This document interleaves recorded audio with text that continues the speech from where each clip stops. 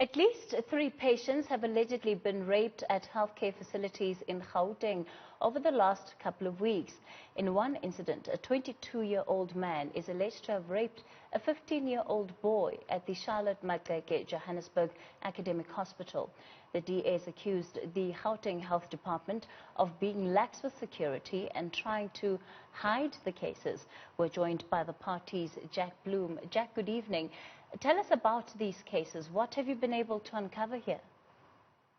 Well, the Gauteng Health Department has admitted to 2 cases, the one at Charlotte Maxeke, Johannesburg Hospital involving a mental health patient, another sexual assault at the Stanza Bapapi Clinic in Tshwane, but they haven't admitted to a third rape, alleged rape. These are all alleged rapes. At the Tara Mental Hospital, and I think they need to investigate that as well, because according to sources at that hospital, there was a rape of a young girl there. So I think this is all very serious. We've had other rapes at our health facilities in Gauteng, and I really think it shows a lack of security and safety for both staff and patients. We've also had staff getting assaulted and other injuries at the one hospital in Soweto, Bheki Mlangeni. We even had an incident where one patient was murdered by another patient, and I think it's high time we had decent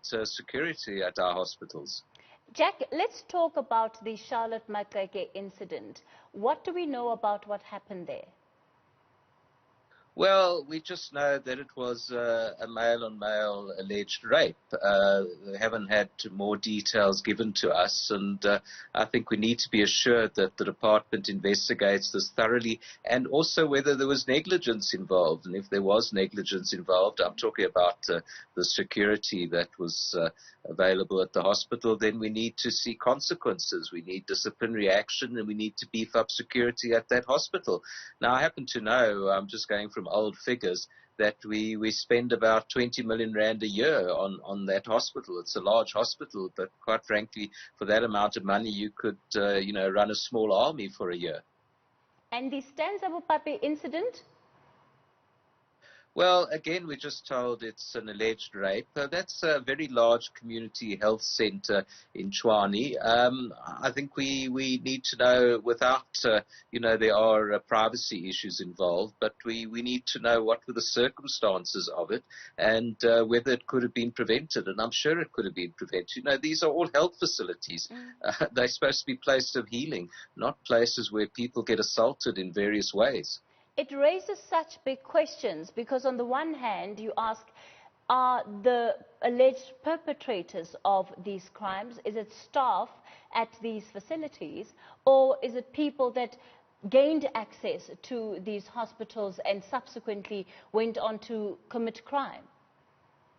Well, in the case of the Stanza Bapapi Clinic, according to the department, it appears to have been a staff member. And look, there are all sorts of scenarios. Patients can attack other patients. Patients can attack staff. Staff can attack patients. I think we need to be prepared for all contingencies. In the case of the alleged rape at the Tara Mental Health Facility, it was a young girl who was there as an outpatient. She went out for fresh air and there apparently was assaulted. So I think we need to get the root cause of this. In 2014, there was a tender that was put out for security companies to guard all our hospitals. It was a 2-year tender. It was supposed to end in 2016, but there was a commission of inquiry which found that all those tenders were awarded irregularly. So very poor value for money. We spend an absolute fortune. We spend about 600 million rand a year on security for our hospitals, and we're not getting value for money.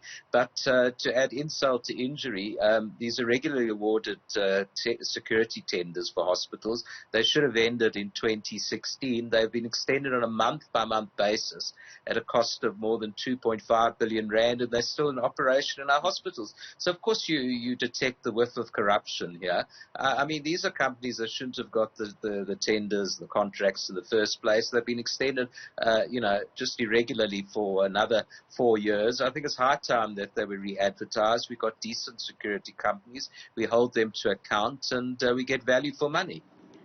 One of the things that also comes up, Jack, when you talk about the profile of some of the victims involved here, they seem to be people who are suffering in one way or another from mental illness.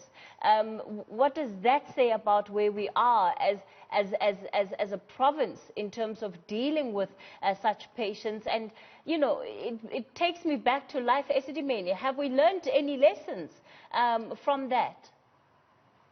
Well, apparently not. You know, special precautions do need to be taken with mental health patients. There should be dedicated wards in every hospital. That's the problem at the Bheki Mlangeni Hospital, is that they didn't have a dedicated ward. So, you know, a psychiatric patient allegedly murdered another patient, and that's being investigated. So I think, yes, we don't seem to have learned the lessons of life as Sedimeni. The fact that another alleged rape could take place at a mental health facility, this is the Tara Mental Health Hospital, I think is absolutely tragic. Obviously, we must take special precautions, have dedicated wards, and have highly skilled staff that are looking after them. But, you know, security is basic.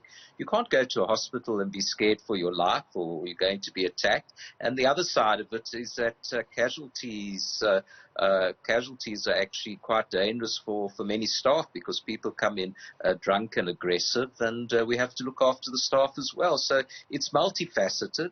I mean, we've had cases where babies have been abducted. So we need to look at all contingencies, but it starts with, you know, decent security, with you know, companies that, security companies that know how to do the job and don't rip us off. As I said, we're paying more than 600 million rand a year for security at our hospitals. Why don't we get proper security for all that money?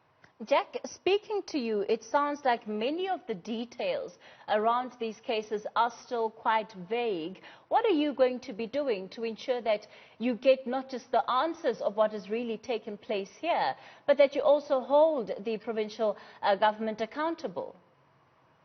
Well, you know, we do have a portfolio committee of health in the Gauteng provincial legislature, of which I'm a member. I'm certainly going to raise it there.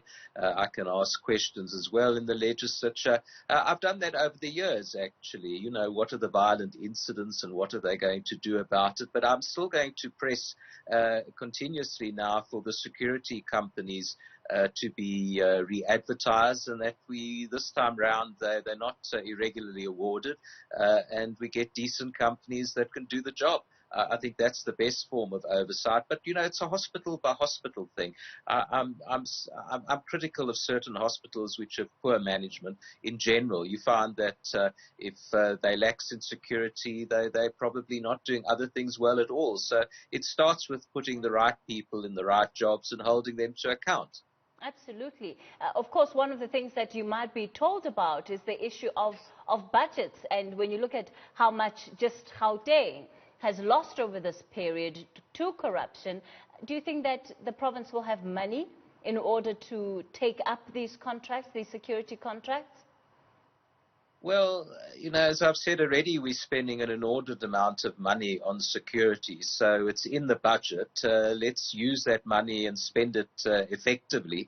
But, you know, this is a department, the Gauteng Health Department, that for many years has had poor management of finances and massive corruption. And as you know, there's the PPE contract scandal going on. I think once and for all, we need to have a new MEC. You know, the present MEC is suspended. The head of department was also going to be disciplined, but he's resigned. So I think let's take the opportunity now. I would call on the Premier of this province, you know, let's have a new MEC, a new head of department, new management, and once and for all, fix up all the myriad problems of this department, including the vexed problem of security at our hospitals. That was Jack Bloom, the DA Shadow MEC on health in Gauteng. Thanks for your time, and we'll